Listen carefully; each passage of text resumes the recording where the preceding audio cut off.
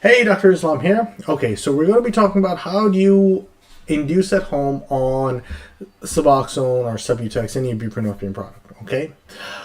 So first, it will depend on the type of drug you're using. So if you're using some sort of short-acting, such as Percocet, morphine, heroin, uh, within 24 hours, you'll definitely be able to start taking your first dose of Suboxone. When it comes to fentanyl, when it comes to methadone, these you're going to be waiting closer to 3 days, 72 hours, okay? You want to wait before you take your first dose, okay? And after your last dose of that medication. Now, in that case, sometimes I tell patients is that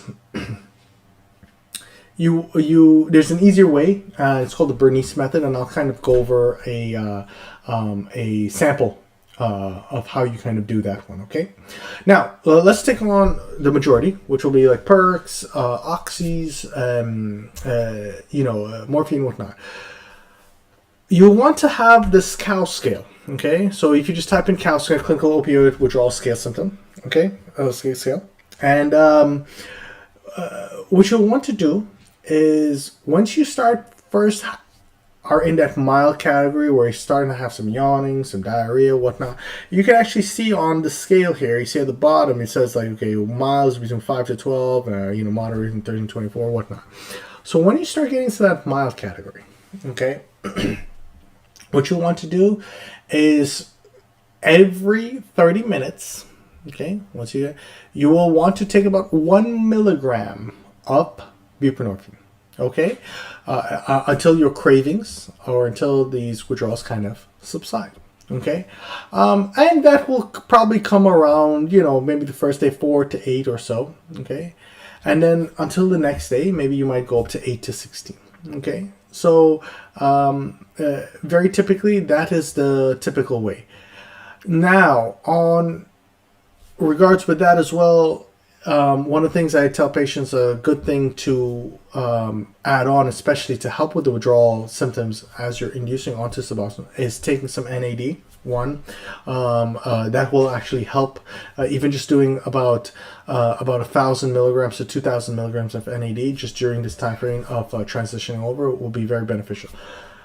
Fast before about at least 12 hours before you take your first dose of Suboxone. Okay, so after you take your last dose of your drug of choice, fast for at least 12 hours just because you might feel nauseous or whatnot. So yes, in case you have any precipitated withdrawals with the Suboxone, we will be able to help out with symptomatic medications. Now, on the case that you are having precipitated withdrawal, so you start noticing, oh man, I'm having tremors, I feel like utter crap. I know it sounds counterintuitive, but you'll want to actually take more Suboxone. The reasoning is that Suboxone is kicking off the opioid off of the receptors, okay? And you're starting to have these withdrawals, okay? And because that's the case, Suboxone is an agonist-antagonist. You will want to get some more of the agonist aspect of the opioid from the buprenorphine product onto the receptors. And this is why you just take more bup, okay? Until the symptoms start subsiding. Okay. Now, on regards with fentanyl, methadone, okay, on this regard, the Bernice method is probably going to be the best bet. Okay, and this is where you're going to be taking, and I'll from my office, if this is the case that you're on that, we'll discuss on how to do this one. But very typically, I'll kind of quickly go over the short run with it. Is that you're taking a very small dose of Suboxone, continuing your fentanyl or methadone, okay, and every day you're increasing a little bit of Suboxone. Every day you're decreasing your drug of choice, okay, and you're going here. It might take about 9 to about 14 days, about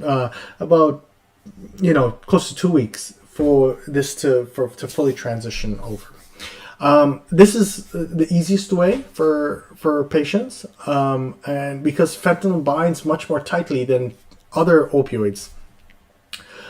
This is why you typically cannot, and oh, by the way, it lasts longer as well, and so because of that, there's we have to do it in a different fashion.